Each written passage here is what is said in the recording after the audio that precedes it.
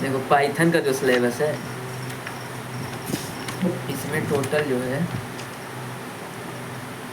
Introduction to पहले computers and problem solving strategy given है, फिर introduction to object oriented programming ये क्या होती है, वो क्या होता है, वो का कॉन्सेप्ट क्या होता है, C++ में क्यों नहीं इसका यूज होता है, ये सब भी पढ़ा है। फिर उसके बाद बेसिक्स ऑफ पाइथन प्रोग्रामिंग, यानी यहाँ पे तुम्हें बताया जाएगा कि पाइथन की हिस्ट्री क्या थी, पाइथन के फीचर्स क्या हैं, क्यों पाइथन का यूज होता है। फिर उसके बाद पाइथन लैंग्वेज के बारे में है, कैसे क्या काम करता है, decision control and statements, functions and modules, Python string revisited, फिर फाइल हैंडलिंग, डाटा स्ट्रक्चर्स, ये सभी advance topic, data structures, classes and objects, inheritance, ये inheritance, operator overloading, error and exception handling, ये सारे टॉपिक्स जो हैं थोड़े एडवांस टॉपिक माने जाते हैं, लेकिन एडवांस होते नहीं।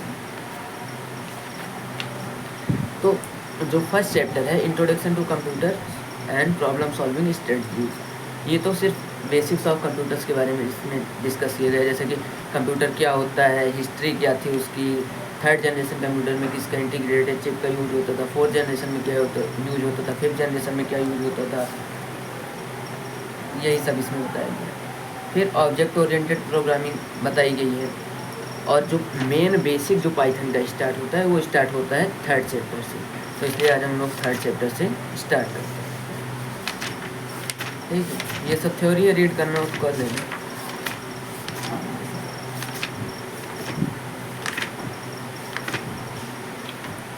ये ऑपरेटिंग सिस्टम, ये सब कंप्यूटर के बेसिक्स हैं कि कंप्यूटर कैसे काम करता है। अब पाइथन स्टार्ट करने के लिए, पाइथन एक क्या है, प्रोग्रामिंग लैंग्वेज, पाइथन एक programming language. Python is simple, easy to learn, versatile, free and open source, interactive, portable, high level language. Simple है यानी पाइथन का जो सिंटेक्स है वो आसान है, इंग्लिश लैंग्वेज जैसे समझते हो। अगर तुम्हें इंग्लिश लैंग्वेज आती है, गो हियर मतलब वहाँ जाओ तो ऐसे सेम उसी तरीके से यूज होता है कि प्रिंट दिस तो प्रिंट कर देगा, और भी ऐसे कॉन्सेप्ट हैं। इजी है, आसान, इसे आसानी से सीखा जा सकता है, इसमें कोई ज़्यादा एडवांस कॉन्सेप्ट। वर्सेटाइल है, अभी ये सारे टॉपिक्स वर्सेटाइल और फ्री एंड ओपन सोर्स ये सारे डिस्कस करूँगा अभी। Free, open source, interactive, portable, high level language, एक लाइन में अगर कोई पूछे तो ऐसे होता है। It is high level, interpreted, interactive, object oriented. Object oriented अभी सेकंड चैप्टर में था, उसका कॉन्सेप्ट, वो कॉन्सेप्ट फिर बाद में पाइथन में यूज होगा डिटेल में, उसका चैप्टर में गिवन है। एंड अ रिलायबल लैंग्वेज, ठीक है। It has a vast library of modules. Python का सबसे ज़्यादा अगर कहीं पे यूज होता है तो सी लैंग्वेज और पाइथन, C++, जावा में इनके सब में मेन जो डिफरेंस है कि जैसे जो भी कोड लिखे गए लाइब्रेरी जो होती हैं, लाइब्रेरीज का मतलब ये समझो कि कुछ फंक्शंस जो होते हैं, जैसे तुम्हें कोई काम रिपीटेड करवाना है तो पहले से उसके लिए सेट लाइब्रेरीज बना दी गई हैं। तुम उसका डायरेक्ट उसे पूरा कोड तुम्हें फिर से नहीं लिखना पड़ेगा, तुम डायरेक्ट वहाँ से कॉपी पेस्ट डाउनलोड कर सकते हो। और वो लाइब्रेरीज मतलब कि जो पुराने कोडर्स हैं, कई सालों से सीखते चले आए हैं, बना दिए हैं कि, और कई लोगों के द्वारा यूज़ भी उसका किया गया है, जिससे कि वो ट्रस्टेड है। ट्रस्टेड मतलब कि कई लोग उसको यूज़ कर चुके हैं तो पता है कि हाँ इसमें एरर नहीं है। It is vast library modules, इसमें integration of computer solution from pre built components. Pre built components मतलब पहले से ही बनाए गए हैं, उसको तुम डायरेक्ट अपने प्रोग्राम में डाउनलोड कर सकते हो वो वाला कंपोनेंट, फिर उसको जैसे चाहो यूज कर सकते हो। अब पाइथन का जो मेन फीचर्स है, क्यों है पाइथन क्या है, सिंपल है, रीडिंग इंग्लिश अभी बता दिया कि इंग्लिश की जैसे रीड करना होता है वैसे पाइथन। ईजी टू लर्न है, वेरी सिंपल स्ट्रक्चर है, मतलब इसका जो सिंटेक्स होता है, कोड लिखने का जो फॉर्मेट होता है वो बहुत आसान होता है। वर्सेटाइल, वर्सेटाइल का क्या मीनिंग होता है, application from text processing to www browsers to games. यानी वर्सेटाइल का मतलब होता है इसका वास्ट यूज है, मतलब डिफरेंट चीज़ें इससे तुम कर सकते हो। टेक्स्ट प्रोसेसिंग तो बेसिक चीज़ होती है, वेब ब्राउजर्स कैसे काम करते हैं, वेब इसमें यूट्यूब और भी कई सारी जो बड़ी कंपनीज हैं वो भी पाइथन का यूज करती है, ठीक है, वेब ब्राउजर्स, गेम्स वगैरह में। लेकिन जो गेम्स होता है, गेम्स में जो हाई इफेक्टिव की जो क्वालिटी वो होता है, वो उससे उसको एग्जीक्यूट करने के लिए फास्ट चाहिए होता है प्रोग्राम, तो लेकिन जो पाइथन होता है वो उस फील्ड में स्लो काम करता है, इसलिए गेम्स की इंडस्ट्रीज में जो हाई ग्राफिक्स के गेम्स होते हैं उसमें पाइथन का कम यूज़ किया जाता है। ये तो लिख दिया हूँ लेकिन उसका थोड़ा कम यूज़ होता है। फ्री मतलब जानते हो, ओपन सोर्स मतलब तुम इसका कोड ओपन सोर्स है, तुम इसमें चेंज करके अपने हिसाब से भी बना सकते हो, इसका मतलब ये। High level language, no tension of managing memory. जैसे तुम अगर उसमें पढ़ोगे सी या C++ में, उसमें मेमोरी का कॉन्सेप्ट आएगा, कैसे काम करती है, क्योंकि वो जीरोज एंड वंस पे काम करती है, मतलब वो सिस्टम से डायरेक्टली, एक तरीके से समझ जाओ जो सी लैंग्वेज जो होती है वो सिस्टम से तुम्हारे डायरेक्टली कनेक्टेड होती है, और जो पाइथन जो लैंग्वेज है वो एकदम सिस्टम से डायरेक्टली कनेक्टेड नहीं है। वो पहले समझो कि एक कोड लिखा है, फिर उसके एक सीढ़ी है, उसके बाद वो है, तो इसलिए ये थोड़ा स्लो इसलिए हो जाती है। और सी जो है फास्ट काम करती है। क्या हो गया? हाई लेवल लैंग्वेज का मतलब यही होता है, मेमोरी से तुम्हें इसमें मैनेज करने का झंझट नहीं रहता। इंटरैक्टिव है, इसमें टेस्टिंग होती है, मतलब कि जैसे लिखते हो ना, कोड लिखते हो तो एरर आता है, फिर उसके बाद शो होता है कि सिंटैक्स एरर, रेड लाइन हो जाता है, ये सारी चीज़ें वो उसी को कहते हैं कि हाँ ये टेस्टिंग डिबगिंग में जो यूज होता है वो शो करता है तुम जब करते हो कोड। तो पोर्टेबल है, मतलब one code on wide range of hardwares, यानी हार्डवेयर जो है मतलब एक कोड लिखे यहाँ पे इस कंप्यूटर पे लिखे, तुम इसको कॉपी किए जाके दूसरे कंप्यूटर पे चलाए, जहाँ पे मतलब तुम कोई स्पेसिफिक मशीन बना रहे हो, उसके लिए बना रहे हो प्रोग्राम, तो ये प्रोग्राम इसमें लिखे लेकिन कॉपी करके ले जाके कर दिए, रहने दो, साइलेंट कर दो, ठीक है। तो क्या हुआ कि तुम यहाँ पे कोड लिखे और उसके बाद तुम अलग अलग हार्डवेयर्स पे बना सकते हो, उसको चला सकते हो, इसलिए इसको कहते हैं पोर्टेबल, मतलब एक जगह दूसरी जगह आसानी से जा सकता है। ऑब्जेक्ट ओरिएंटेड बताया कि डिटेल में बाद में इसका कॉन्सेप्ट होता है, क्लासेज होती हैं, ऑब्जेक्ट्स होते हैं, और भी कई सारे इनकैप्सुलेशन होता है, वो कॉन्सेप्ट होते हैं, उसको भी डिस्कस किया जाएगा। इंटरप्रेटेड है, डायनेमिक है, dynamic programs can be copied and use for flexible development of application. अभी बता ही दिया कि जो पाइथन का जो कोड है उसको तुम यूज करके, मतलब डाउनलोड, ओपन सोर्स है, डाउनलोड करके अपने हिसाब से तुम चेंज करके तरह तरह के जो अपने तुम्हें एप्लीकेशन बनाना है उसमें यूज कर सकते हो। Extensible, anyone can add low level modules to the Python interpreter, ठीक है। जैसे सी लैंग्वेज का बताया, तो सी लैंग्वेज में जैसे यूज होता है जो स्पेसिफिक टास्क के लिए कोड बनाया गया है उसको तुम इंटीग्रेट कर सकते हो। जैसे जो पांडाज लाइब्रेरी होती है या मैटप्लॉटलिब होती है, ये सब लाइब्रेरीज कैसे काम करती हैं कि जो इनका मेन एक्चुअल जो कोड होता है वो मैक्सिमम, पूरा तो नहीं कह सकते लेकिन मैक्सिमम टू मैक्सिमम जो होता है सी लैंग्वेज में लिखा होता है। तो वो सी लैंग्वेज का कोड, लेकिन लाइब्रेरी उसको कॉपी करके डायरेक्ट पाइथन में यूज़ करते हैं, क्योंकि जैसे पाइथन में यूज़ कर दिया तो ग्राफ बनाना हुआ तो वहीं पे शो कर दिया उसमें, ठीक है, ग्राफ वगैरह बना सकते हो। Embeddable, can be embedded with C और C++, ये बता दिया। एम्बेडेड मींस मतलब उसको जैसे तरबूज, देखो तरबूज में अच्छा, जो धंसा हुआ। तो धंसा हुआ मतलब ये हुआ कि जैसे तुम इसको C या C++ से लिंक कर सकते हो, अच्छा। इसकी जो पैकेजेज हैं उसको इंस्टॉल कर सकते हो। एक्सटेंसिव लाइब्रेरीज, ये तो बता ही दिया। GUI बनाना हुआ, GUI मतलब ग्राफिकल यूजर इंटरफेस, मतलब कि जैसे जो यूजर इंटरफेस खोलते हो वो, जैसे लोगो आता है पासवर्ड सबसे पहले, अगर तुम जैसे खोल दिए कि VLC मीडिया प्लेयर खोले, VLC मीडिया, जैसे तुम प्ले पर क्लिक किए, जैसे होम फाइल सेव पे किए, तो सेव के बाद जो डायलॉग बॉक्स ओपन होके आता है उसको तरह तरह के आता है, उसको तो उसी को बोलते हैं GUI के लिए इसमें यूज होता है प्रिंटर एक तरीके लाइब्रेरी है पाइथन में, उसको बनाया जाता है। मेंटेनेंस, सिक्योर है, सिक्योरिटी तो हर लैंग्वेज में ही होती है। रोबस्ट मतलब मजबूत। Errors are raised as exceptions, error message are displayed, यही जो प्रिंट लिखते हो, जो कोड करते हो, रन करते हो, एरर जो बताता है वही सारी चीज़ें। Multi threaded, can run multiple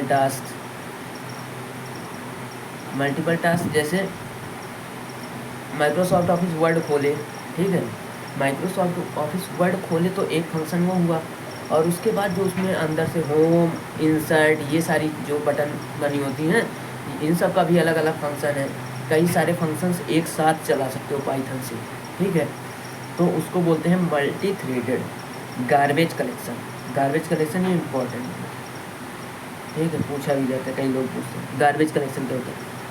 मतलब और लैंग्वेज में क्या होता है कि जो तुम वेरिएबल क्रिएट किए, वेरिएबल का मतलब ये हुआ कि कंटेनर, कंटेनर मतलब कि कोई बर्तन है, तुम उसमें रख कोई सामान रखने का, जैसे डिब्बा है, बॉक्स है, बॉक्स में कोई चीज़ तुम्हें रखना है, ठीक है, तो बॉक्स तुम्हारा क्या हो गया, कंटेनर हो गया। तुम उस बॉक्स में जैसे x इज इक्वल्स टू 10 पहले तुम लिखे, कोड में किए क्या किए, x इज इक्वल्स टू 10 लिखे, फिर उसके बाद कर दिए x इज इक्वल्स टू 5। तो जो x इज इक्वल्स टू पहले तो 10 शो कर रहा था, अगर इसके बाद तुम प्रिंट स्टेटमेंट लगाते तो x की वैल्यू तुम्हें दिखाता 10, लेकिन फिर अब तुम x की वैल्यू 5 असाइन कर दिए, असाइन कर दिए मतलब 5 दे दिए इसको, तो इसकी वैल्यू अब 5 हो गई, तो 10 क्या हो गया, तो 10 कहीं पे स्टोर हुआ होगा, मेमोरी लगी होगी, मेमोरी कहीं ना कहीं तो स्टोर होगा, सेव होगा, तो स्पेस घेरेगा वो। तो पाइथन क्या करता है, तुम जैसे अगर अब इसको 5 असाइन कर दिए तो 10 वाला जो है उसको डिलीट कर दो, तो ऐसे फ़ायदा क्या हो जाता है कि तुम्हारा जो 10 जो स्पेस लिए बैठा था मेमोरी में, तो 10 का स्पेस ख़त्म हो गया, अब वो स्पेस तुम्हारा बच गया, फिर से तुम उसको किसी चीज़ में यूज कर सकते हो, तो उसको बोलते हैं गार्बेज कलेक्शन। तो अगर इसको फिर से करना क्या करा कि सेव सी मेमोरी बाई डिलीटिंग, अच्छा, अनअसाइंड वेरिएबल्स, ये असाइंड जैसे x इज इक्वल टू 10 किए, हाँ हाँ तो मतलब 10 जो हुआ, हाँ, पहले x को जो 10 है, जो कंटेनर बनाए, जो बॉक्स बनाए, 10 जाके उस बॉक्स में रख उठा, फिर तुम क्या किए, बॉक्स में तो 10 रखा ही है, फिर तुम x इज इक्वल टू 5 कर दी, यानी तुम बॉक्स में जाके 5 रख दिए, तो वो 10 जो है वो फालतू का हो गया, मतलब कि अब प्रिंट कराओगे तो x की वैल्यू 5, x की वैल्यू पूछोगे तो बाद वाला बताएगा 5 है, तो 10 तो फालतू का उसमें रखा है, तो क्या करेगा वो 10 को ऑटोमेटिक समझो कि बॉक्स में से निकाल देगा, तो मेमोरी में से वो जब निकालेगा तो इसका मतलब ये कि डिलीट कर दिया इसको, ठीक है। तो इसी को बोलते हैं गार्बेज कलेक्शन। गार्बेज मतलब एक तरीके से कूड़ा कचरा, ये समझ लो। लेकिन इसके तो इतने सारे फ़ायदे पढ़ लिए कि हाँ ये कर सकते हो, ये ऐसा होता है सब, लेकिन इसके कुछ लिमिटेशंस भी हैं। अब लिमिटेशंस क्या है, parallel processing can not be done as elegantly as done in other languages like JavaScript and Golang. Parallel processing एक कॉन्सेप्ट होता है, उसको भी डिटेल में पढ़ना। फिर जो जावा स्क्रिप्ट क्या है, as a language, programming language वो भी है, जैसे पाइथन ऐसी है वो भी जावा स्क्रिप्ट है, गोलैंग क्या है वो भी प्रोग्रामिंग लैंग्वेज है, लेकिन जो पैरेलल प्रोसेसिंग होती है वो जावा स्क्रिप्ट और गोलैंग में अच्छे से हो जाती है। अब क्योंकि जो मैक्सिमम जो पाइथन वाइथन के कोड लिखे थे, अब अगर इंडस्ट्री में जाके देखोगे तो मैक्सिमम कोड्स जो हैं फिर से कंपनीज दे रही हैं कि जो सॉफ्टवेयर इंजीनियर्स हैं उनको फिर से कह रही है कि तुम ये वाला कोड अब गोलैंग में लिख दो सारा कोड। 5 साल 10 साल तक ऐसे चलता रहता है, फिर से रिडाइट, फिर से कोई आ गया उससे अच्छा, तो उसमें क्योंकि अच्छे लैंग्वेज में अगर ये अच्छे से शो कर पा रही है, अच्छे से दिखा पा रही है, तो इसका फ़ायदा क्या हुआ, तुम्हारा जैसे स्लो चल रहा था, अगर दूसरी लैंग्वेज में लिखा था स्लो चल रहा था, अब इसमें गोलैंग में तुम लिख दिए, गोलैंग अगर मान लो किसी तरीके के ज़्यादा एडवांस है तो उसमें जब कर दिए तो तुम्हारा फास्ट हो गया, ठीक है, जो सॉफ्टवेयर बनाए हो, जो ऐप बनाए हो, जो भी है। स्लो तो बता ही दिया क्योंकि उसका यूज है सी या C++ से स्लो चलता है, क्योंकि C और C++ समझो सिस्टम से डायरेक्टली कनेक्टेड है। Poor in high graphic 3D games, ये भी बता दिया, 3D गेम जो इसमें सब में हाई ग्राफिक का यूज होता है, तो उसमें डायरेक्ट पाइथन उतना अच्छा काम नहीं करता। It lacks through multi processor support, directly connected नहीं होता। अब इसके जो मेन पार्ट है ये यहाँ तक कनेक्ट हो गया, extensive library, maintenance, secure, robust, ये सारी चीज़ें लिमिटेशन को कर सकते हो। और पाइथन का ये चीज़ें यूज करती हैं, सिनेमा 4D, ड्रॉपबॉक्स, यूट्यूब, ये सब। अब पाइथन की हिस्ट्री दी गई है, पाइथन कहाँ से आया, कैसे डेवलप हुआ, C++, उसके पहले पाइथन 2 था, पाइथन 3 था, उसमें क्या क्या चेंजेज है, ये सारी चीज़ें इसमें गिवन। और पाइथन का नाम पाइथन कैसे पड़ गया, ये भी इसकी कहानी है कि वो क्या हुआ था, ठीक है। ये सब भी है, पढ़ सकते हो कि अच्छा हाँ पता चल जाएगा। एप्लीकेशंस ऑफ पाइथन है, क्या क्या बना सकते हो पाइथन से, वो तो पता ही है। अब फ्यूचर ऑफ पाइथन, पाइथन का इजी है और इसकी लाइब्रेरी बहुत है, तो इसका फ्यूचर भी बहुत अच्छा होगा इससे तुम डायरेक्टली, तो इसमें ज़्यादा तुम्हें सीखने ज़्यादा टफ नहीं है।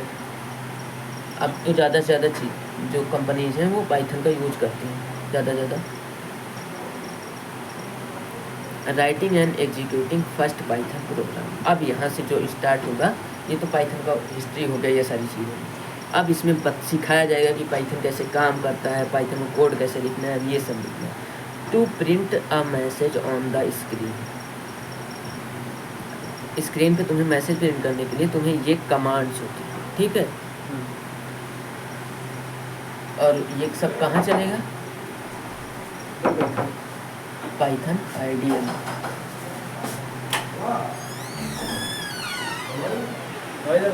कौन है? नहीं नहीं रहने दीजिए।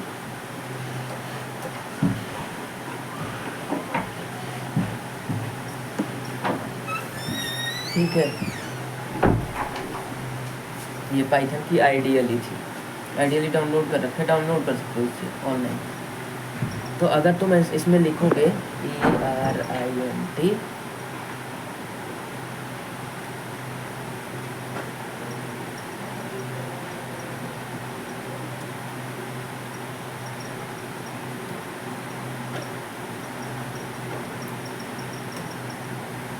तो ये क्या दिखा दिया, हेलो वर्ल्ड दिखा दिया।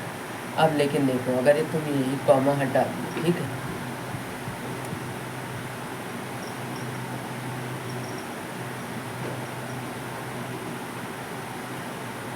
क्या बता दिया, सिंटैक्स एरर। तो क्या है सिंटैक्स एरर बताया, क्यों बताया, क्यों बताया? String double parenthesis not double quote. अब देखो, क्योंकि मैंने यहाँ पे जो इसके ऊपर था कॉमा यूज किया था, डबल इनवर्टेड कॉमा, और इसमें जो है कॉमा नहीं यूज किया।